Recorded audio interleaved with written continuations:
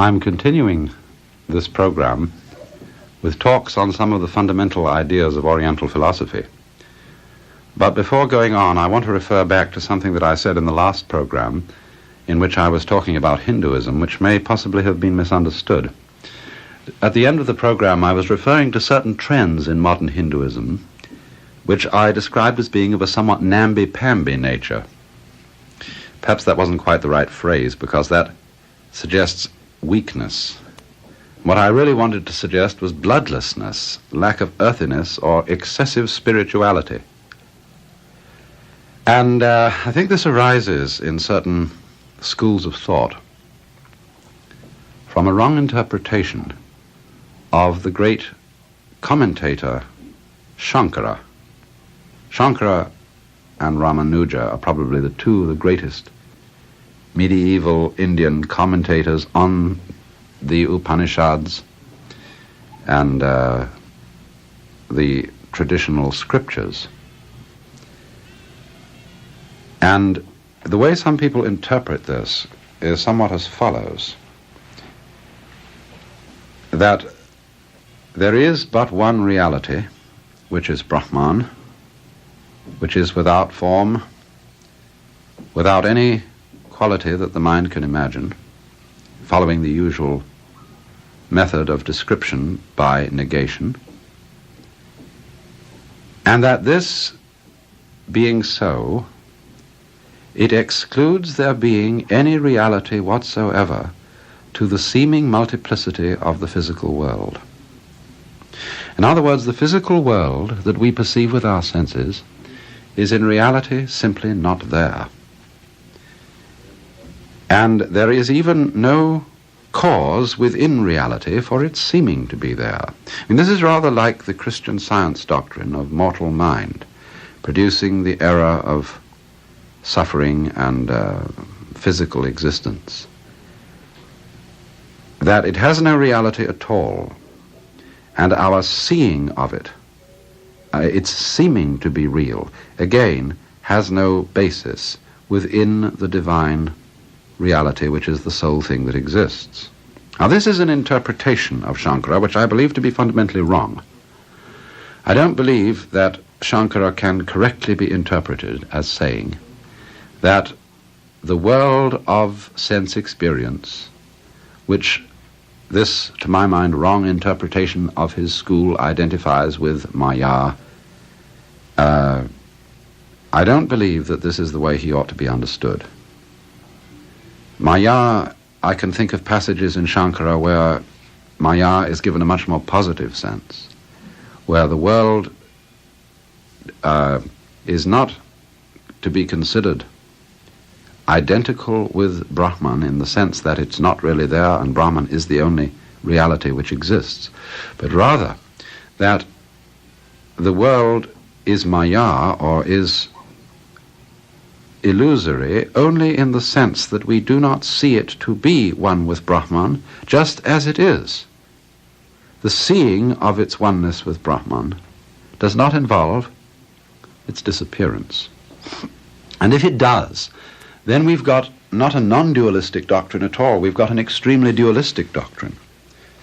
Because after all, if there is the seeing of an illusion, supposing you say what you see as the illusion isn't really there, but you can't deny the fact that you see it, and then if that seeing of it has no basis in reality, if that in turn is an illusion, and the illusion that one sees an illusion is an illusion, then you've got a principle that is fundamentally distinct from the supreme reality, and in a way stands against it, is not explained by it, is not grounded in it. And therefore this is a highly dualistic form of thought, and as a result, all fundamental dualisms lead to consequences in feeling and in conduct which are world-hating. And this seems to me why there are trends in modern Hinduism to be excessively spiritual, to regard all sense knowledge as basically evil, in the sense of being fundamentally, and I mean fundamentally, unreal. And this, in other words, is what I wanted to indicate about these trends in modern Hinduism which I do not feel are representative at all of either Shankara's doctrine or the doctrine of the Upanishads, upon which the whole tradition of Hinduism is based. Now then, today I want to go on to the subject of Buddhism. Buddhism originates in India somewhere between 6 and 500 BC. There is always some conjecture about the exact dating of individuals at this time, but it was during this period that there lived a man called Gautama. And Gautama was the son of a king, or perhaps tribal chieftain, who lived very close to modern Nepal in the north of India. And Buddha is a title given to this man. It wasn't his proper name, just as Christ is not, as it were, the surname of Jesus, as when we say Jesus Christ. We should correctly say Jesus the Christ, Jesus the Anointed One. And in the same way one should say not Gautama Buddha, but Gautama the Buddha. For Buddha means an awakened one. A man who woke up, who, in other words, you must understand this term within the whole Hindu tradition, a man who is no longer spellbound by Maya, by the seeming separateness of all the things in this world. That's one of the forms of Maya. And so a Buddha is not a unique historical character. There can be, and it is supposed that there have been, innumerable Buddhas. But the idea of a Buddha is related to the Hindu idea of an avatar, which means an incarnation of the Godhead in human form.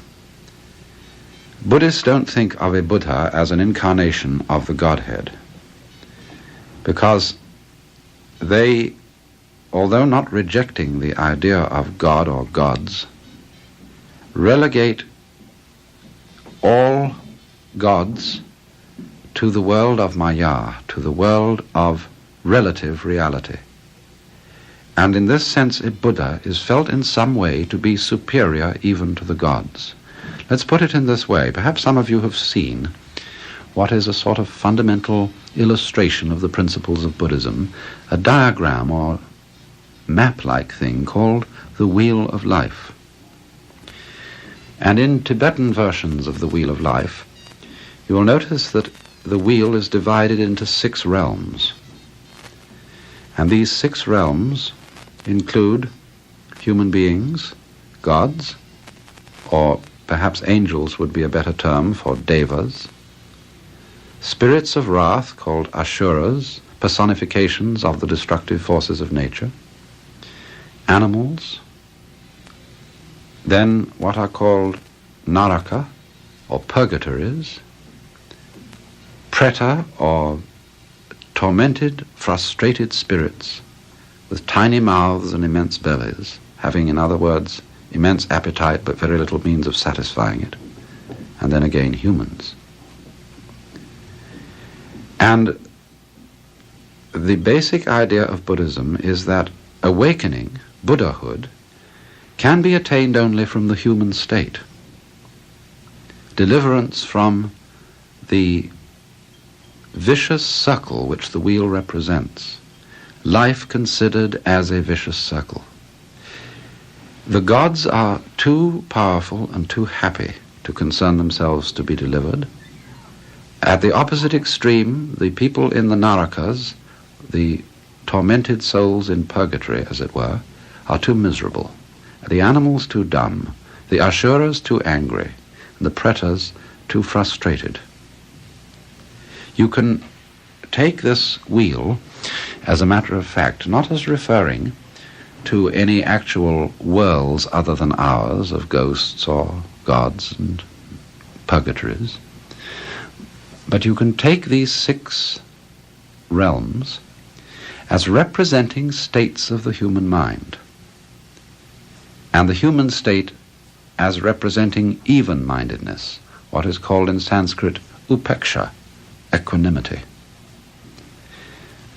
Now, when it is said then that one can become a Buddha only from the human state, it means, you see, that a Buddha stands above the gods as being released from the wheel. In very popular Buddhism, of course, as in popular Hinduism, the idea of the wheel is taken rather literally. It is, in other words, believed that the individual passes from life to life, and it's rather funny that although Buddhism actually denies the existence of an individual soul as an enduring reality, nevertheless, in Buddhist countries it is popularly believed that some sort of equivalent of the soul passes from life to life, and that if your present life is miserable, it is a result of foolish actions in the former life. But if in this life you act wisely, your birth in the next life is to be more fortunate, and you may get up, of course, to the heaven worlds, the world of the gods. But human birth is the thing that is always regarded as most fortunate, because you can be tied to the wheel not only by chains of iron, that is to say, by acting wrongly, you can also be bound by chains of gold, that is, by acting wisely so as to inherit good fruits. Now, of course, very sophisticated Buddhists, not only in modern times but in ancient times, did not take this idea of reincarnation literally. They looked upon it in quite a different way, and just as they regarded the 6 worlds as states of the human mind, so they regarded reincarnation as something happening in this life. Those of you who've read T.S. Eliot's 4 quartets will remember the passage perhaps where he says that those who have just left the platform of a station on a railway train are not those who will arrive at any destination. Those who, in other words, walked in at the door of the room and are now sitting down in chairs are not the same people as those who stepped in at the door. We are, in other words, constantly changing. Just as we know, physiologically speaking, that our bodies are, in all their molecular structure, completely changed every 7 years or so that we are, as it were, not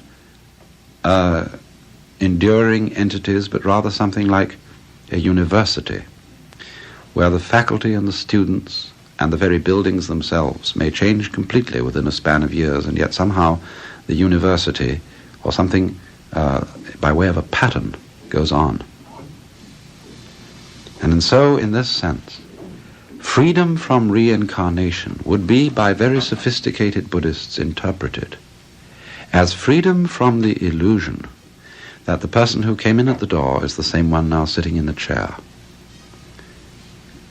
And that in its turn signifies freedom from an emotional habit, the habit of grasping at one's own life, at seeking for continuity. And you see, the idea of continuity in Buddhist philosophy is that we desire continuity in order to perpetuate our past. In our past, in other words, we have accumulated various things: experiences, material goods, knowledge, virtues, power, so on. And the desire for continuity is the desire for the perpetuation of a past self or string of selves with which we identify ourselves. And Buddhist insight involves the recognition that the past is perpetually vanishing. There really is no past to continue, and therefore to cling to it, to identify oneself with it, is to perpetuate an illusion resulting in incessant frustration, resulting indeed in that very vicious circle which the symbol of the wheel represents.